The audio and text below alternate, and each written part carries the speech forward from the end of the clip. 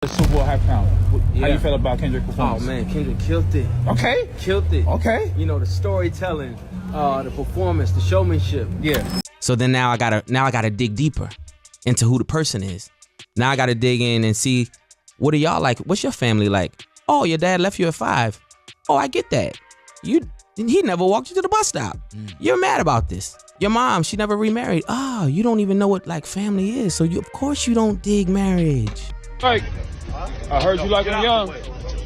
Hey Drake, you on the phone with an A minor. Let's do.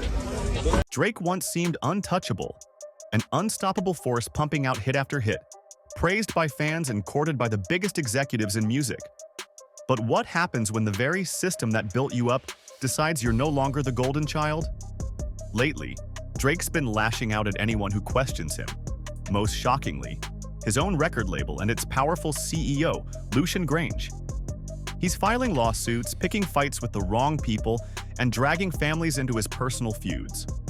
Many are asking, is Drake the victim of a hidden conspiracy, or is he the architect of his own downfall? Stick around, because by the end of this video, you'll see how a once-invincible superstar could lose it all in a matter of months, and why some say it was never truly his game to begin with. You don't stand for nothing. You don't say nothing about nothing. You don't. And you run to the Memphis. Oh, I'm Memphis, Houston. That's my black side. You never related. In the early days of his career, Drake shattered the notion that a former TV actor from Toronto couldn't dominate rap. He built a brand around emotional confessionals and melodic hooks that appealed to wide audiences. Before long, Drake became UMG's most prized possession, a star who not only filled arenas, but also broke streaming records like it was a hobby. His relationship with the head honchos at UMG seemed too good to be true. Lucian Gra, the chief executive, allegedly rolled out a golden contract rumored to be worth upwards of $400 million.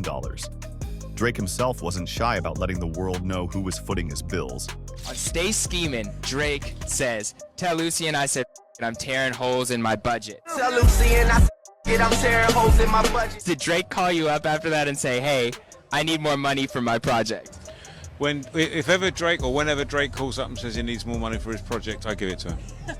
Drake has a rich baby daddy named Lucian and Universal. Wow. He's like, man, my daddy got it. You know what I'm saying? It's like, my daddy controlled the spins. My daddy got the DSPs. My daddy. Drake has a rich baby daddy named Lucian. He name-dropped Lucian in multiple tracks, boasted about the resources behind him, and strolled around like no one could touch him.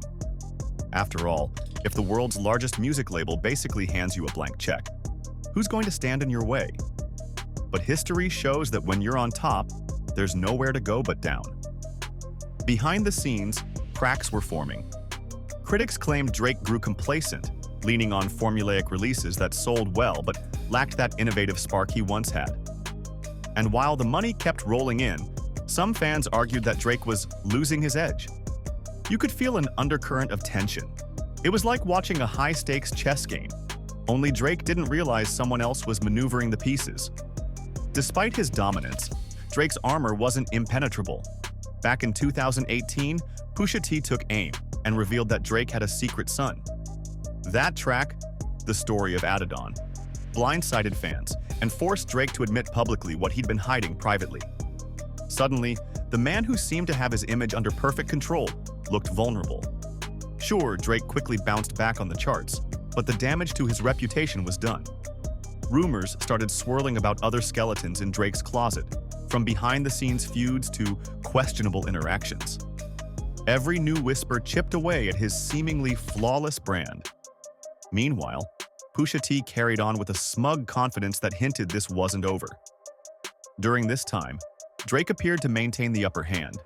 He still racked up billions of streams and sold-out tours. But if you look closely, you'll see these events as the beginnings of a rift between Drake and the powers that once protected him. After all, if UMG was so omnipotent, how did Pusha T manage to embarrass Drake so publicly? Some say it was a test of loyalty, while others claim it was a planned humiliation to remind Drake not to overstep his boundaries. No matter which theory you believe, the era of Drake's bulletproof image had ended. Just when people thought the drama had peaked, Kendrick Lamar threw another curveball into Drake's life. Kendrick's pen has always been sharp, and he's never hidden his disdain for shallow lyricism. A few months back, rumors flared that Kendrick was working on a trio of tracks aimed at Drake. And those rumors turned out to be true. The one that lit the biggest fuse was Not Like Us, an incendiary piece that not only questioned Drake's authenticity, but also made references to much darker allegations. Drake, who'd been in plenty of lyrical battles, did something that left everyone stunned. Instead of firing back with a classic diss track, he sued his own label. He claimed UMG deliberately allowed Not Like Us to go mega viral, artificially boosting its numbers as a way to sabotage him. Industry insiders were baffled. Who in their right mind turns on the machine that once granted them every privilege? To many, Drake's legal move spelled desperation, an attempt to fight an artist known for powerful lyricism by dragging label executives into a courtroom. In one fell swoop, Drake tested the very corporate ties that made him a superstar. It was a risky gamble, and from this point on, it seemed like Drake was picking up the dynamite and lighting the fuse himself.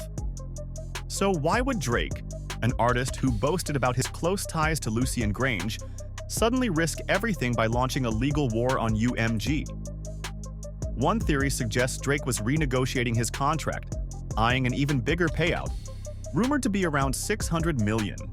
Perhaps Drake believed that his unmatched streaming stats gave him the leverage. But in the corporate world, there's always a bigger fish, and Lucian Gra stands near the top of that food chain. Another rumor ties everything back to hush-hush controversies swirling around powerful figures in the music industry. Some folks claim that UMG's top brass had been under scrutiny for potentially shady connections. The last thing they needed was more negative headlines, especially ones linking them to disturbing allegations. According to whispers, Drake's meltdown became an unwelcome spotlight that threatened to unravel precarious alliances. Some fans paint Drake as a heroic whistleblower, taking on the system to liberate small artists from manipulative streaming tactics. But if that were the case, why did Drake love these same tactics when they worked in his favor? For years, he flexed about the advantages that came with being Lucian Gra's favorite. It's suspicious that he's only pulling out moral arguments now that the label isn't playing by his rules. As the fallout with UMG grew nastier, Drake's moves became more bizarre. Rather than challenge Kendrick head-on in music, Drake started lashing out at tangential targets, most notably women connected to his adversaries. This time, the target was Sophia Richie Grange, Lucian Gra's daughter-in-law. Drake splashed her photo on his private Instagram account and followed no one but her, igniting a firestorm of speculation. Fans were quick to call him out. Why drag Sophia, a married woman with an infant, into this? People recounted Drake's history of roping women into his beefs, from referencing adversaries' wives or girlfriends in tracks to abruptly following family members of his rivals on social media. This pattern is earning Drake plenty of backlash, as critics say it's a cowardly way to poke the bear without confronting the men directly. These antics have overshadowed Drake's actual music.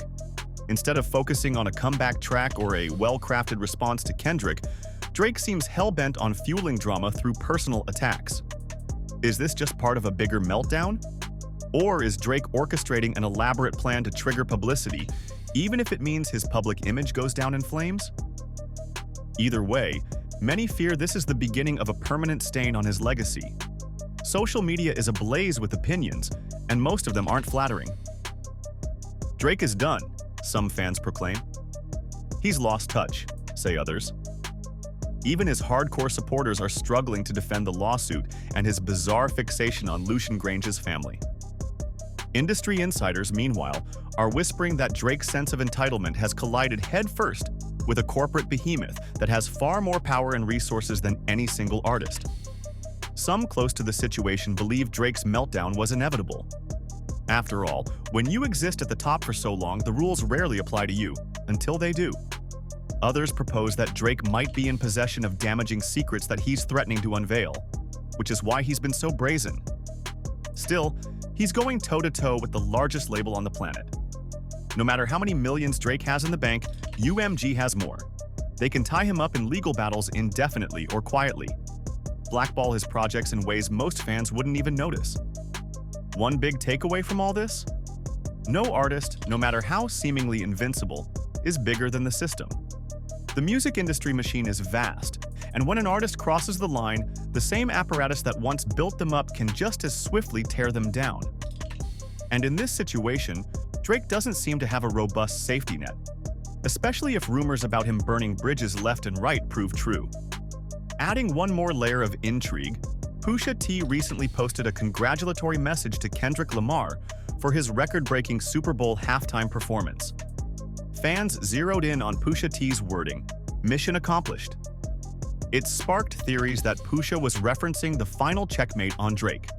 Remember, it was Pusha who first rattled Drake's pristine image by exposing private details.